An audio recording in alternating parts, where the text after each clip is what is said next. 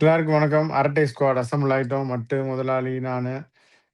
India A team அது வந்து ஆரம்பிக்க போறோம். அப்புறம் என்னென்ன நடக்குதோ அத பத்தியும் டிஸ்கஸ் பண்ண போறோம். First India A team first 4 day match versus இதுக்கு சவுத் ஆஃப்ரிக்கா அனௌன்ஸ் பண்ணியிருக்காங்க. இதுல முக்கியமான பாயிண்ட் வந்து Rishabh Pant is back. Captain and wicket கீப்பரா வந்திருக்காரு உள்ள. நான் டீமை படிச்சிடுறேன். அதுக்கப்புறம் நம்ம டிஸ்கஸ் பண்ணலாம். ஃபர்ஸ்ட் 4 டே மேட்ச்க்கு வந்து Rishabh Pant captain and wicket keeper, Ayush Mhatre, N Jagadeesan இன்னொரு wicket keeper, Sai Sudharsan vice captain note பண்ணுங்க. தேவ்தத் படிக்கல் இப்பெல்லாம் கன்சிஸ்டண்டா எல்லா டீம்லயும் இருக்காரு. ரஜத் பட்டிதார் ஏ டீம் வரைக்கும் வர்றாரு, அடுத்து வரமாட்டேங்கிறாரு. ஹர்ஷ் துபே கன்சிஸ்டண்டா எல்லா டீம்லயும் இருக்காரு. தனுஷ் கோட்டியான் வந்திருக்கிறதுக்கு நிறைய பேர் கேள்வி எழுப்புகிறார்கள். மானவ் சூத்தர், அன்ஷுல் கம்போஜ், யாஷ் தக்கூர், ஆயுஷ் பதோனி, சாரன்ஸ் ஜெயினுக்கும் நிறைய சான்ஸ் கொடுக்குறாங்க. குர்னூர் பிராருக்கும் அப்படிதான். கலீல் அகமது. ஸோ இதுதான் இவங்க squad first 4 day மேட்ச்க்கு. Second 4 day மேட்ச்க்கு முக்கியமாக கேஎல் ராகுல், துருஜூரல்லாம் உள்ள வராங்க ஜெகதீஷனுக்கு பதிலாக. தேவ்தத் படிக்கல், ருத்ராஜ் கெய்க்வாட் உள்ள வராரு. அதுக்கப்புறம் ஹர்ஷ் துபே அப்படியே இருக்காரு. தனுஷ் கோட்டியான், மானவ் சூத்தர், கலீல், குர்னூர் பிரார், அபிமன்யு ஈஸ்வரன் பாவம் இந்த இருந்துட்டு போப்பா ஒரு மேட்ச் அப்படின்னு கொடுக்குறாங்க. பிரசீத் கிருஷ்ணா உள்ள வராரு, சிராஜ் உள்ள வராரு, ஆகாஷ் தீப் உள்ள வராரு. ஸோ இது இவங்களை டெஸ்ட் பண்றதுக்கு இல்லை இவங்களை வார்ம் அப் பண்றதுக்கு மெயின் பவுலர்ஸையும் சில மெயின் பேட்டர்ஸையும். இந்த டீம் எல்லாம் பத்தி என்ன நினைக்கிறீங்க?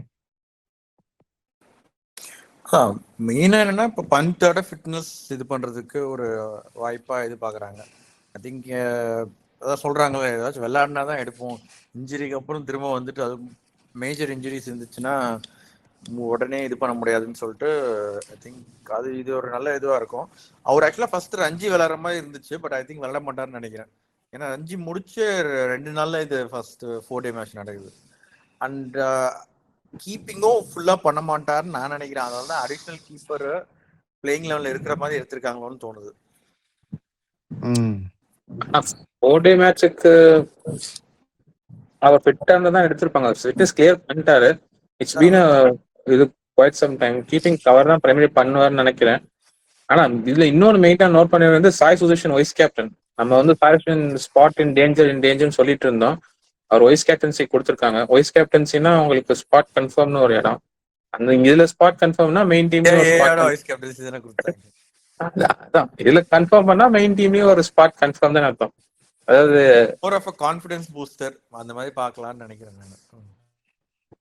ஆனா அவங்க வந்து டீம் ஷஃபிள் பண்றது வந்து அவங்க இதுக்கு ரஞ்சி ட்ரோஃபி மேட்சஸ் வந்து எல்லா பிளேயர்ஸும் at least they should have main Ranji trophy teams வந்து பிளேயர்ஸ் வந்து எல்லா மேட்ச்க்கும் லூஸ் பண்ணக்கூடாது இதுக்காகன்னு சொல்லி கொஞ்சம் பேலன்ஸ் பண்ண ட்ரை பண்ணியிருக்காங்க. அதனாலதான் பட்டிதார் வந்து ஒரு மேட்ச் மட்டும் தான் ஆடுறாரு, செகண்ட் மேட்ச் ஆடல. அதே மாதிரி கெய்க்வாட் வந்து ஃபர்ஸ்ட் மேட்ச் ஆடல, செகண்ட் மேட்ச் ஆடுறாரு. They're trying to give some chances to the Ranji trophy players teams as well to balance out their team. But அப்படி பார்த்தா லாங் ரன் கொடுக்குறாங்க. இவங்க தான் going forth they'll be the main core of the டீம்னா ஹர்ஷ் துபே, தனுஷ் கோட்டியன், சூதர் அவங்க எல்லாரையும் கன்சிடர் பண்றாங்க. So they're retaining them for both the matches. So அப்படி கூட பார்க்கலாம். லாங் டேர்ம் ப்ராஸ்பெக்ட் இன்னொருத்தர் வந்து குர்னூர் பிரார், அவரையும் லாங் டேர்ம் ப்ராஸ்பெக்டா பாக்குறாங்க அப்பார்ட் ஃப்ரம் த ரெகுலர்ஸ். சரி, அப்ப சர்ஃப்ராஸ் கான் வந்து டொமேட்டோ கெச்சப்பா அப்படின்னு கேக்குறாங்க. சர்ஃப்ராஸ் கான் வந்து ரிட்டர்ன் ஆகி ஒரு மேட்ச் தான் விளையாண்டுருக்காரு. மற்றவங்க they've been playing for quite some time. Sarfaraz Khan இன்ஜுரிக்கு அப்புறம் இப்போ ஒரு மேட்ச் தான் விளையாண்டுருக்காரு. சான்ஸ் கொடுக்கலாமா இங்க அப்படின்னு கேக்குறாங்க.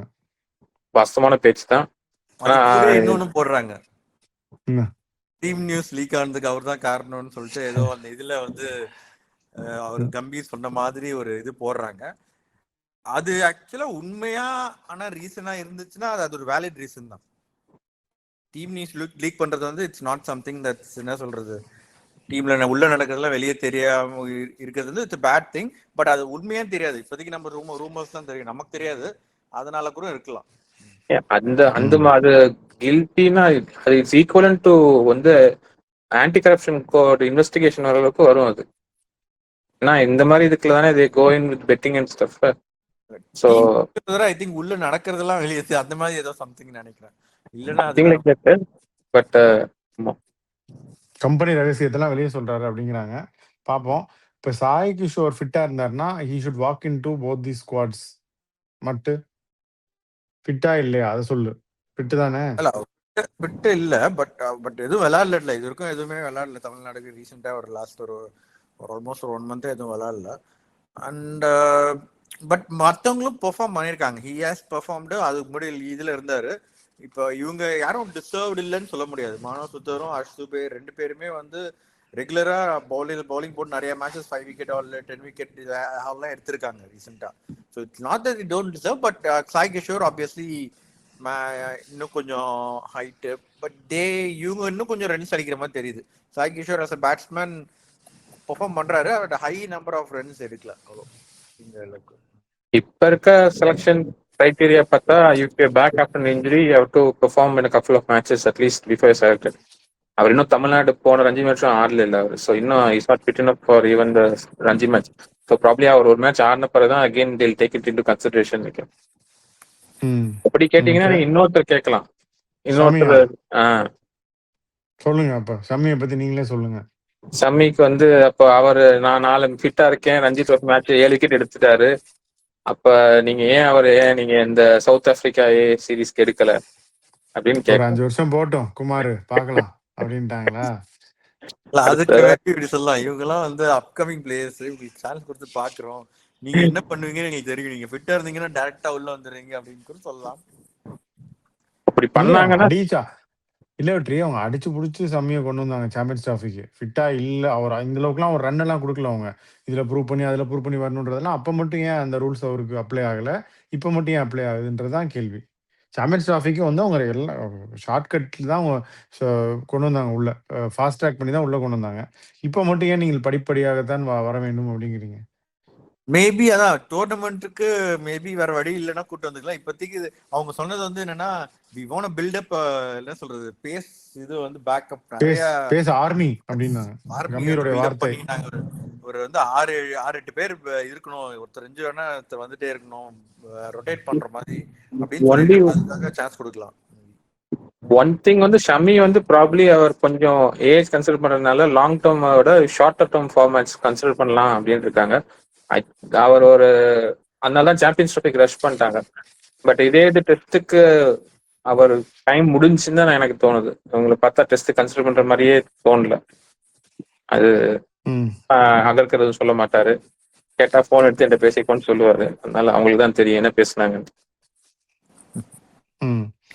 11 யாருப்பா ஃபர்ஸ்ட் 11 சொல்லு, நீயே சொல்லு. இல்ல சொல்ல 13 பேர் தான் இருக்காங்க, 2 பேர் வெளியே வருவாங்க. ஐ திங்க் யாரு 2 சரண் ஜெயின். சரண் ஜெயின்,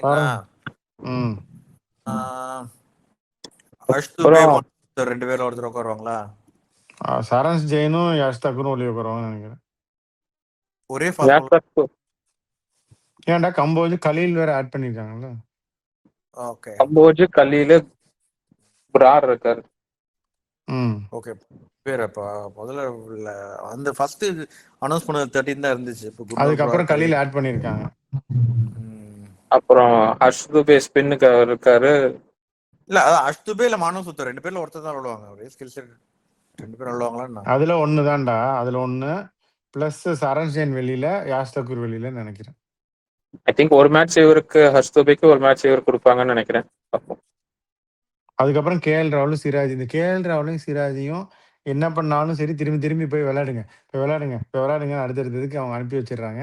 சிராஜும் நல்லா விளையாடுறாரு, ஃபுல்லா ஒரு கமிட்மெண்ட்டோட விளையாடுறாரு. கேஎல் ராகுல் இஸ் கிவிங் எவ்ரி திங். திரும்ப திரும்ப போங்க இப்போ இடத்துல விளையாடுங்கன்னு அனுப்பி வைக்கிறாங்க. அவங்களுக்கு அது தெரியல, அது புதுசா ஏதாவது ஸ்ட்ரெச் போட்டு கொடுத்துட்டாங்களோ என்னமோ. நீங்க வந்து இந்த மாதிரி பிளேயர் கண்டினியூஸ் விளையாண்டுகிட்டே இருக்கணும், ஸ்ட்ரெச் பண்ணணும்னு சொல்லி.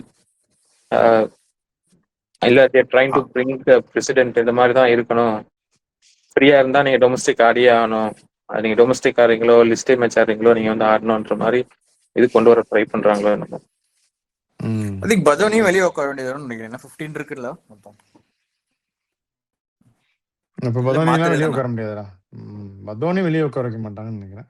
பாப்பா அவங்க இது இந்த மாதிரி மேட்சஸ்லாம் வந்து they need not play the best 11. நிறைய things they want to see more in somebody, இல்லை அந்த மாதிரி விஷயம்லாம் இருக்கு இல்லையா? அந்த மாதிரி எடுக்கிறப்ப வெரி டிஃபிகல்ட் டு ப்ரெடிக்ட். அவங்க என்ன எடுக்கிறாங்கன்னு தான் பார்க்கணும். இந்த நோட்டபிள் ஒமிஷன்ஸ் வேற ஏதாவது இருந்தா நீங்க சொல்லுங்க. சர்ஃப்ராஸ் கான ஷமி கன்சிடர் பண்ணியிருக்கலாம். மற்றபடி வந்து ஒமிஷன்ஸ்னா நிறைய பேர் பர்ஃபார்ம் பண்ணியிருக்காங்க. பட் ஆஃப் நோட் இவங்க 2 பேர் தான். மற்ற வேற யாராவது இருக்காங்களா? அதான் மெயினா பந்தோட ஃபிட்னஸ் தான். பட் பந்த் வந்து பெருசா இந்த இன்ஜுரிலாம் இல்லை, மசில் இன்ஜுரிலாம் இல்லை, ஃப்ராக்சர் தான். ஸோ பெருசா ஃபுட் ஃப்ராக்சர் தான், ஒன்றும் பெருசா லைக் ப்ரூவ் பண்ணணும்னு ஒன்றும் இல்லை. லைக் அதனால ரொம்ப நாள் ஆகும் அப்படின்லாம் இல்லை. Is fit, you can just come back. But என்னதான் இருந்தாலும் ஃபார்ம் மேபி கொஞ்சம் டச் இருக்கணும். பட் டெஸ்ட் மேட்ச் தான் அவரோட ப்ரீமியர் ஃபார்மேட்டாக தான் அவருக்கு. So should be good enough. இன்னொன்னு வந்து ஓகே தாய் பொசிஷன் சொல்லு. வந்து அண்டர் 16ல ஃபர்ஸ்ட் ஸ்டார்ட் பண்றப்ப வந்து லோவர் ஆர்டர் பேட்ஸ்மேனா ஆடி இருக்காரு, பவுலிங்கும் போட்டிருக்காரு. ஒரு தடவை ஏதோ மேட்ச்ல 36 ஓவரோ 20 ஓவர் மேடி நேரம் போட்டிருக்காரு. ஸோ தேவைப்பட்டா he will start spinning is arm as well. சரி, இப்போ இந்த மேட்சை பார்த்தீங்கன்னா ரெக்கார்டிங் ஆரம்பிக்கு முன்னாடி வியூவர்ஸ் நான் சொன்னேன் கடைசி ஒரு 5 ரன் தான் தேவை, வெஸ்ட் இண்டீஸ் அடிச்சிருவாங்க அப்படின்னு தான் சொன்னேன். இந்த வெஸ்ட் இண்டீஸ் வந்து இந்த மேட்சை டை பண்ணி வச்சிருக்காங்க பங்களாதேஷோட மிர்பூரில்.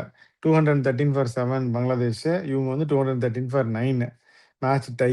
இதில் வந்து முதலாளி சொன்னார், இந்திய தொலைக்காட்சிகள் முதல் முறையாக எல்லாரும் ஸ்பின் போட்டிருக்காங்க வெஸ்ட் இண்டீஸில். Akeal Hosein 10 over 41, Chase 10 over 44, Khary 10 over 43, முருகேஷ் மோட்டி 10 over 65, அலி கத்தனிஸ் வேற 10 over 14. ஸோ இப்படி போட்டு அவங்கள 213 ரெஸ்ட்ரிக்ட் பண்ணியும் இவங்களும் டை பண்ணியிருக்காங்க மேட்சை. கடைசி ஒரு உள்ளே போகும்போது 6 பாலுக்கு 5 ரன் தேவை, கடைசி 2 விக்கெட்டு, 4 ரன் அடிச்சு மேட்சை டை பண்ணியிருக்காங்க. இதுதான் வெஸ்ட் இண்டீஸ் நிலைமை இன்னைக்கு. நீங்க என்ன நினைக்கிறீங்கன்னு சொல்லுங்க. மற்ற டீம் மூடிட்டு போக சொல்லிடும். ஹோப் கடைசியா ஃபினிஷ் பண்ணிருக்கலாம். இப்பதான் 50 அடிச்சிருக்கிற கஷ்டமான பிட்ச் தான். ஓகே, இல்ல அவங்க they got the kind of correct ammunition. Full ஸ்பின்னோட போனாங்க, அது நல்ல ரிசல்ட்டும் கொடுத்துச்சு அவங்களுக்கு. பட் ஆனா 213 ரன் சேஸ் பண்ண முடியலன்னா அப்புறம் என்னத்த சொல்றது. இத்தனைக்கும் அவங்க டாப் ஆர்டர்ல ஒரு அவங்களோட ப்ரீமியர் பேட்ஸ்மேன் வந்து லைன் உள்ளதான் இருக்காரு. அது டிபேட்டபிள் தான். ஒரு சில பேரு 4 ரன் அடிக்க முடியாம இருக்காங்க, 4 ரன் அடிக்காம கூட தோத்துருக்கோம் ஒரு டீம். அந்த மாதிரி இவங்களும் ஒரு டீம் கிட்டத்தட்ட அதே லெவலில் தான் இருக்காங்க. பட் ஷோயிங் ப்ராக்ரஸ் பிளான் பண்ணியிருக்காங்க. மிர்பூர்ல அவங்களுக்கு ஆனா கொஞ்சம் கஷ்டம் தான். அவங்க இந்த மேட்ச் ஜெயிப்பாங்கன்னு நம்ம எதிர்பார்த்தோம். பட் அட்லீஸ்ட் இப்போ டை கொண்டு வந்திருக்காங்க. இல்ல ஹோப் வந்து 49.4ல வந்து சிங்கிள் எடுத்தாரு ட்ரீவ். அவர் பெரிய பேட்டர், நீங்களும் சொல்றேன் நானும் சொல்றேன். அப்படி இருக்கும்போது அவர் எதுக்கு சிங்கிள் எடுத்து அந்த சைடு போறாரு? அது பண்ணி பால் வந்து அந்த பிளேயர் தான் வந்து சரியா விளையாடாம தடவி ஒரு ரன் எடுத்தாங்க. 4th பால் திரும்ப ஒரு சிங்கிள் எடுக்காம கொஞ்சம் ஹோல்ட் பண்ணி கூட அடிச்சிருக்கலாம். ஆமா, சரி, இப்ப சூப்பர் ஓவர் போகுது, வெஸ்ட் இண்டீஸ் கூட ஜெயிக்கலாம் நமக்கு தெரியாது, இல்ல இதையும் பாட்டில் பண்ணலாம். பட் தென் இது ஜெயிச்சிருக்க வேண்டிய மேட்ச் தேவையில்லாம இருக்கு. ஸோ வெஸ்ட் இண்டீஸ் தான் batting, first batting. Super over இருக்கு. எப்படி வேணாலும் போட்டுண்டா சூப்பர் ஓவரை. பட் இது 213 இவங்க அடிக்கிறது விட்டுட்டாங்கல்ல. ஸோ அதுதான் மேட்ரு. டை பண்ணி சூப்பர் ஓவர் கொண்டு போயிட்டாங்க. இவங்க பாருங்க, சயின்ஸ் ஆஃப்ரிடி வழக்கம் போல அதிரடியா மிட் மேட்ச் அனௌன்ஸ் பண்ணிருக்காங்க. முதலாளி அதை பத்தி சொல்லுங்க. நம்ம இதை ஏற்கனவே சொன்னோம், திரும்ப முதல்ல இருந்து வருவாங்க அப்படின்னு முதல்ல சொன்னோம். நான் சொல்லல, ஹெஸ்டன் வந்திருக்காரு பயங்கரமா பண்ணுவாருன்னு வெற்றி சொன்னான். வெற்றி அப்பவே சொன்னாரு வந்து ரொம்ப அப்படிதான் பண்ணுவாங்க, திரும்ப பின்னாடி போவாங்க அப்படின்னாரு. இல்ல ஓடிஐக்கு வந்து அட்லீஸ்ட் இந்த டெஸ்ட் மேட்ச் முடிச்சு கூட அனௌன்ஸ் பண்ணிருக்கான்னு சொன்னாங்க. ஆனா அவங்க வந்து திடீர் மீட்டிங் இதுக்கு அனௌன்ஸ் பண்றதுக்காகவே கூப்பிட்டு இந்த டெஸ்ட் மேட்ச் நடுவுல வந்து ரிஸ்வான ஓடிஐ கேப்டன்சில தூக்கிட்டு அஃப்ரீதியை வந்து ஓடிஐ கேப்டன் அனௌன்ஸ் பண்ணியிருக்காங்க. திடீர்னு கூட்டுற அளவுக்கு ரிஸ்வான் நடுவில் என்ன பண்ணாருன்னு தெரியல. பட் இது பேக் டு த சைக்கிள். இதுக்கு முன்னாடி அவர் அஃப்ரீதி வந்து T20 டீம் கேப்டனா இருந்தாரு. ரிசல்ட்ஸ் கொஞ்சம் ரொம்ப போரா இருந்தப்ப அதனால பாபர் அசாமை திருப்பி கொண்டு வந்தாங்க. ஸோ நெக்ஸ்ட் 9 வந்து Babar Azam for ODI captaincy after Afridi. இல்லாட்டி நடுவில் திருப்பி சல்மான் அலியாக கொண்டு வருவாங்களா அப்படின்னு தெரியல. அது நம்மளுக்கு அவங்களுக்கே தெரியாது, வெயிட் பண்ணி தான் பார்க்கணும். ஸோ பார்ப்போம் என்ன ஆகுதுன்னு. மட்டும் வேற யார் கேப்டன் இருக்கும்னு நீ நினைக்கிற பாகிஸ்தான் டீமுக்கு? எந்த இதுக்கப்புறம் இல்ல இதுவே அஃப்ரிடியை பத்தி என்ன நினைக்கிற? அஃப்ரிடி இருக்கலாமா எல்லா ஃபார்மேட்டுக்கும்? இருக்கலாம். See one of the few players கன்சிஸ்டன்ட்டா அட்லீஸ்ட் என்ன சொல்றது டீம் பிளேயிங் லெவல்ல இருப்பாரு. பிளேயிங் லெவல்ல இருக்கிறது தான். இப்போதைக்கு அப்படிதான் பார்க்க முடியும். பிளேயிங் லெவல்ல யார் இருப்பா? சைம் கூட சொல்லலாம். ஆனா அவர் விளையாடுற பேட்டிங்க்கு கொஞ்சம் கஷ்டம் தான் இப்போதைக்கு. அவருக்கு மேல எதுவும் தேவையில்ல. அதான் இப்போதைக்கு பாகிஸ்தான் வேற வழி கிடையாது. பிளேயிங் லெவல்ல யார் இருப்பா அப்படி பார்த்து தான் அவங்க கேப்டன்சி இது பண்ண முடியும். கேப்டன் நல்ல கேப்டன்லாம் யோசிக்கிற அளவுக்கு இப்போ டீம் கிடையாது. ஃபர்ஸ்ட் செட்டில் ஆனோம் கொஞ்சம். பட் ரிஸ்வானும் ஆக்சுவலாக I feel it's a decent player. But Rizwan not for his form anything, other ரீசன்ஸாக தான் இருக்கும். அதாவது குரூப்பிசம் அந்த மாதிரி ஏதாச்சும் பண்ணியிருக்காங்க, அதனால தான் மொத்தமாக தூக்குனாங்கன்னு நான் நினைக்கிறேன்.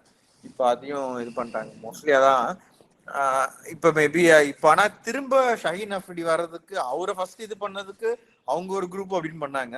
இப்போ அதெல்லாம் என்னன்னு தெரியல, பார்ப்போம். they don't have any other option. போதான் தெரியும், பாப்பா என்ன ஆகுதுன்னு. ஸோ இப்போதைக்கு அவ்வளோதான். அதே மாதிரி அடுத்த ஓடி வருது அட்லீட்ல மழை பெஞ்சு இந்தியன் டீம் வந்து மலையில் இண்டோர் ப்ராக்டிஸ் பண்ணிட்டு இருக்காங்க. அது மாதிரி இந்தியன் விமன்ஸ் வந்து அன்னைக்கு ஒரு ஹார்ட் பிரேக்கிங் லாஸ் ஜெயிச்சிருக்கு. கையில் இருக்கிற மேட்சை கொடுத்துட்டு வந்தாங்க இங்கிலாந்துக்கு 4 ரன்ல. இப்போ அடுத்து வந்து நியூசிலாண்டோட தேர்ஸ்டே. அது வந்து மஸ்ட் வின் கேம். அது இல்லாட்டியும் குவாலிஃபை ஆகலாம். பட் மற்ற டீமோட ரிசல்ட் எல்லாம் நிறைய கணக்கு போட வேண்டியிருக்கு. பட் இப்போ நியூசிலாந்து மட்டும் இந்தியா ஜெயிச்சிட்டாங்க அப்படின்னா கால்குலேட்டர் உதவி இல்லாமலே போயிடுவாங்க. பட் இதுல என்ன கடினா இவங்க அடிச்சு பிடிச்சி உள்ள போனாலும் அங்க வந்து நிக்கிற போறது ஆஸ்திரேலியா செமிஃபைனல்ல. ஸோ அதுக்கு அவங்க எப்படி ரெடி ஆகுறாங்கன்னு தான் பார்க்கணும். ஸோ இது எல்லாத்தையும் பற்றி will keep discussing. IPL retention வர அதுலேயும் நிறைய அப்டேட்ஸ் வருது, அதையும் will keep bringing to you. நம்ம வியூவர் ஒருத்தரை வச்சு சிறப்பாக ஒரு டிராஃப்ட் பண்ணி முடிச்சிருக்கோம், சீக்கிரமே உங்களுக்கு அது வரும். அவரு தான் என்ன டிராஃப்ட் பண்ணும் அப்படின்னு எங்களுக்கு சொன்னார். ஸோ அதை வச்சு ஒரு டிராஃப்ட் நடத்தியிருக்கோம். ஸோ அதையும் பாருங்கள், எல்லாத்தையும் சப்போர்ட் பண்ணுங்கள். Will keep coming back. முதலாளி நீங்கள் சொல்கிறது சொன்னீங்கன்னா we can close. Keep you posted with more videos. We'll sign off for this. Yeah, bye.